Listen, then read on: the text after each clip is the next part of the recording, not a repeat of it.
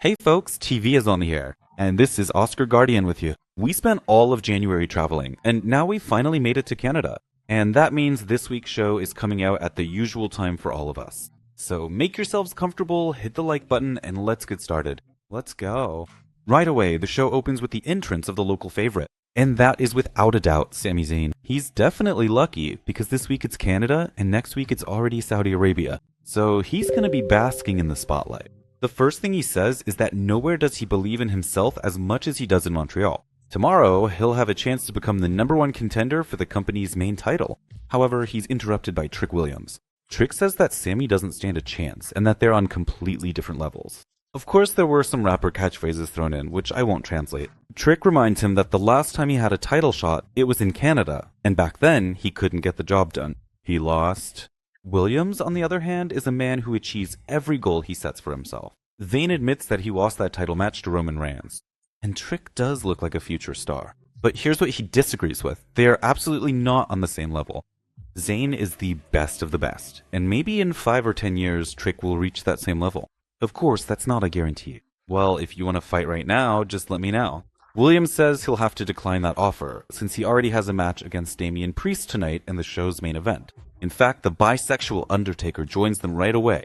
He says that Trick has only been on Smackdown for a month. Every time he just tries to pick a fight with someone, except, of course, with Priest himself. And he thinks that Trick is simply afraid of him, because if you say something wrong to Damian, you might get what's coming to you. But if you can't say anything, you can always do something. The newcomer says he's not afraid of anyone or anything, and at that very moment attacks Zayn with the microphone. He was just about to get to Priest, but Priest fought back. A brawl broke out, and surprisingly, Trick managed to come out on top in this scuffle. Now we're looking forward to the main event match even more. And overall, thanks for at least developing the storylines a bit before tomorrow's match. Backstage, Kathy Kelly asks Orton why he's watching what's happening but not getting involved. He says that he has his own goals and doesn't want to waste his time on all of this. Orton believes that tomorrow he'll easily win his match, then fly to Saudi Arabia to deal with Drew McIntyre, and from there he'll become the new WWE champion. And then we're shown how Dragunov and Carmelo Hayes previously faced off. The latter says that today there will be an open challenge, so if you feel like it, you can answer it. Ilya reminds him that he just lost to Zayn, and for now, he's not in the best shape for a title match. But in any case, thank you. Although, after all, he's always ready. So, see you around. Miz approaches him, curious about where all this respect for Dragunov comes from. Hayes responds that he's given him more opportunities in a whole year than Miz himself has. While we move on to Carmelo Hayes' open challenge for the United States Championship, and his opponent is Ilya Dragunov.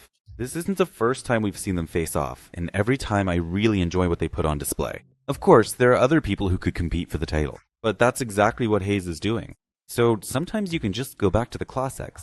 Even though there's nothing but respect between the wrestlers, there's a certain intensity and brutality in what they do in the ring, which makes every move look more than real. However, with each match, more and more is demanded of them, and in my opinion, they handle it well. And I like that they made several references to their previous matches, showing that each of them has learned from their past mistakes. In any case, I definitely recommend watching the match in its entirety. And thank God we have a Telegram channel where we post all the wrestling shows, and you can find it by following the link in the description. As for the match, as much as I don't want to, it's time to wrap things up. At one point, Mizanin attacked Dragunov, which allowed Hayes to retain the United States Championship. There you have it. Miz actually did something useful for Carmelo. We all understand that this will lead to more losses for Miz at the hands of both Dragunov and Hayes. I think we'll see that in the next couple of weeks. We were finally told that WWE 2K26 is coming out with an exclusive Pro Attitude Era pack. They also mentioned that if you want to really immerse yourself in the new game, you should subscribe to Boosty ASTV, because there you'll find reviews of Raw from the very beginning. And right now, we're fully immersed in the Attitude Era. So everyone should check out what things were like back in 1998. You can find out how to subscribe by following the link in the description. We're shown a previously recorded interview with Cody Rhodes. Michael Cole asks him how the former champion feels about Jacob Fatu, but before he can say anything, Jacob Fatu himself shows up. Cody remains calm and invites the Samoan to sit across from him. He says that he came to get revenge for Drew because he put him out of action. He thought that, but Rhodes interrupts him and says that he wasn't thinking when he interfered in the match. And because of that, their common enemy won the championship. No wonder Fatu ended up in jail for his actions. Jacob, of course, sounds more like he's rapping and telling the story of the path he's been through. Cody continues to blame him for the loss. But Fatu responds that actually, Drew had almost won by the time he arrived. Cody replies that Fatu has never actually had a title shot for the company's main championship. Where did all this self-confidence come from? If Cody Rhodes thinks that Fatu doesn't control his own actions, then he's mistaken. Because Fatu is more than confident in what he's doing. And right away, we're reminded that there's already a match scheduled between them for tomorrow. And honestly, it's hard to say who needs the win more, because ideally neither of them should lose. There's only one day left to wait, and we'll see what they've come up with. Backstage, Chelsea Green runs into Jordynne Grace. After everything that's happened, she suggests they forget it all, team up, and win the tag team titles. Grace doesn't look like someone who's ready to go along with such a scheme. However, she has her own plans involving Jade Cargill, and she's ready to accompany her. Next up, another local star makes her entrance, Chelsea Green, but Jordynne Grace still decided to come out with her. We were shown a promo video dedicated to the return of Roman Reigns. As you might expect, this will happen at the Royal Rumble. Moreover, it's official, he will be participating in the actual Royal Rumble Mars. I get the feeling this year's Rumble is going to be red hot. And how lucky am I to be able to attend this show? We're back in the ring now. And here we have Chelsea Green versus Jade Cargill. The Canadian launched an attack on her opponent from the very first second, with the crowd roaring in support.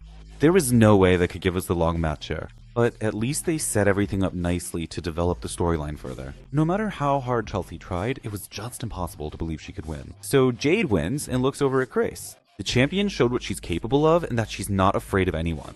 Jordan grabs the mic and says, "Very clever of you to set up a match without the title on the line."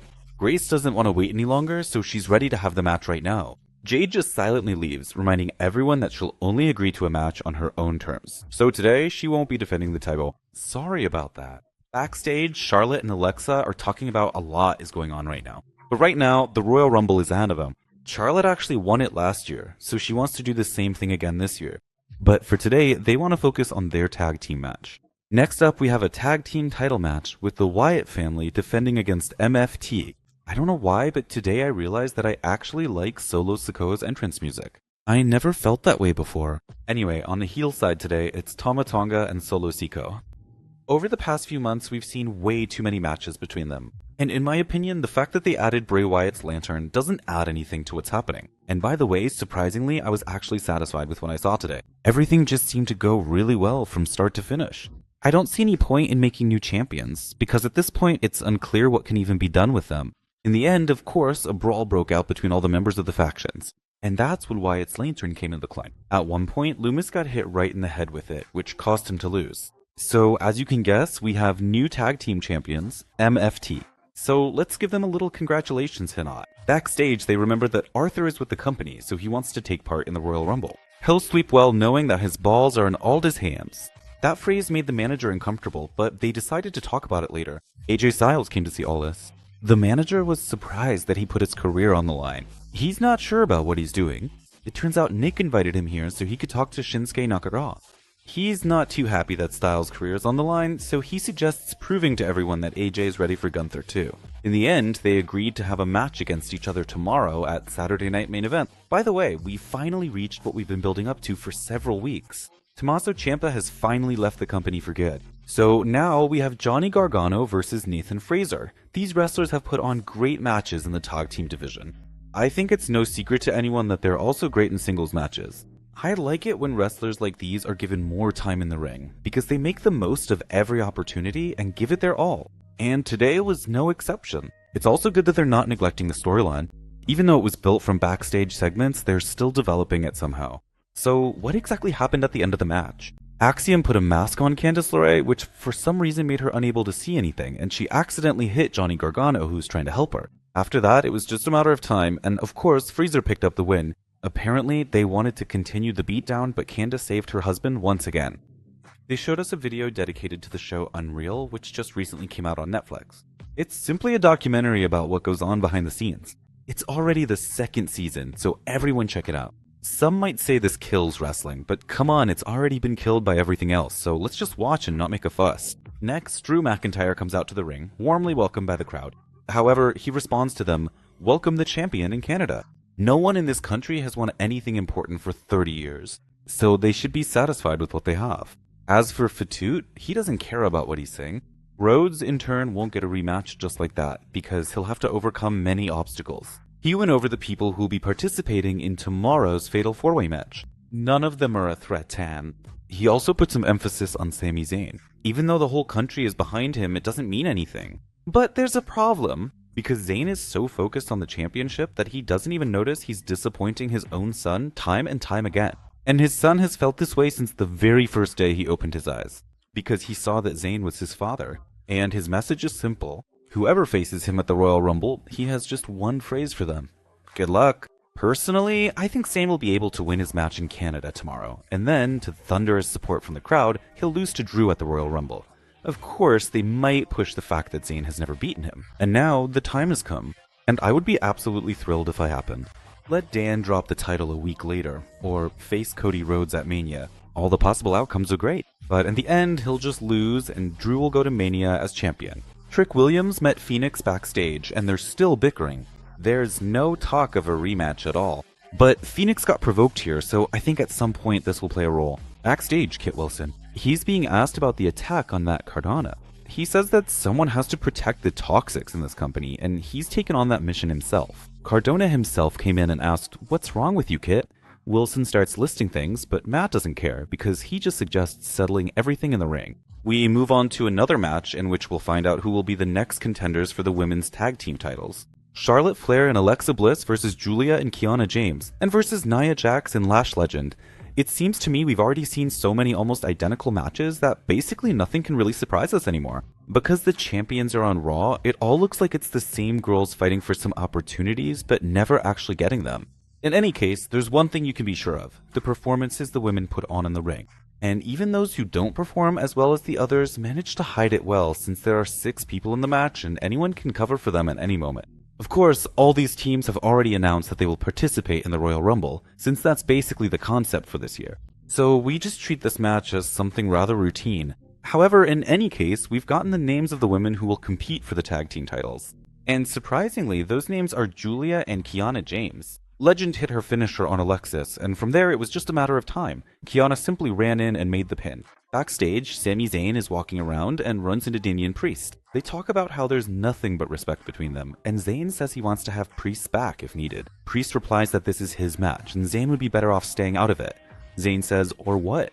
Priest answers, "You know exactly what." Well, there you have it. Just a night before the match, they decided to add some tension to their relationship. In the end, Sami went up to McIntyre and just slapped him across the face. Cody Rhodes meets AJ Styles in the parking lot, and AJ doesn't want there to be any doubts about his actions. Cody says he won't say anything like that, and there's no doubt that he can beat Gunther. The former champion heads to his bus, and right on the door is a photo of a satisfied Drew McIntyre holding the title. Backstage, the girls who just won their match are being interviewed. Julia couldn't think of anything better than to start speaking Japanese. Kiana translated and said that Julia could become the company's first triple champion by winning the Royal Rumble and then the title at Mania. And of course, the tag team championship as well. Meanwhile, we've reached the main event of the show, where, as previously announced, Trick Williams faced off against Damian Priest. Honestly, from what I've seen in NXT, I prefer watching that version of Trick. Here, he's good on the mic, but in the ring he doesn't deliver what is expected of him. Priest is a good opponent to help someone show their full potential. That's true. He helped. Yet something felt missing. Ideally, the Dragunov vs. Hayes match headline. And of course, I like that they gave the match a whole 15 minutes, because in that time, each wrestler had the chance to show what they can do. Either way, the match length also gives me a chance to mention that AST has its own news channel, where we post news earlier than other sources. And for example, that's where I found out that Io Sky once dated and was even engaged to Evil. Lucky bastard, honestly, for getting to be with that Japanese girl. So what about the match itself? At some point, Sami Zayn showed up to finally see what was going on. And he couldn't hold back for long, because in the final minutes of the match, he just interfered and attacked Trick Williams. Since Damian Priest said there would be consequences, he immediately started fighting with Sami Zayn too, and it just turned into a triple threat match. The wrestlers are just beating each other up, which honestly makes no sense. And Randy Orton, being the only smart one, doesn't get involved and doesn't even pay any attention to all of this. No, the Viper just waited for the right moment and hit Trick Williams with an RKO. That's who the real top contender for the win is. Do you believe it or not? Let me know in the comments because, well, I think Randy Orton has been at the top for a long time already. Another O, because Sami Zayn goes face to face with Randy Orton and bam, RTO. And now the credits roll. and he won't move from that spot, not up or down. So it's unlikely we'll see him as the winner, let alone as the champion. His contract still has a few years left, so I think that closer to all this, he'll end up winning the company's main title one last time. But for now, as I predicted before, everything will revolve around Sami Zayn and his upcoming match with Drew McIntyre at the Royal Rumble. And with that, this episode of Smackdown has come to an end. I liked it. I ended up recording something at work, then recorded some audio at home, but in the end, I didn't edit anything. Artem did the editing, so that's why the review's coming out a bit later. Let me know in the comments what you think, just anything at all. And well, let's just get on with it, shall we? Let's do it. This was Oscar Guardian with you. Bye bye bye.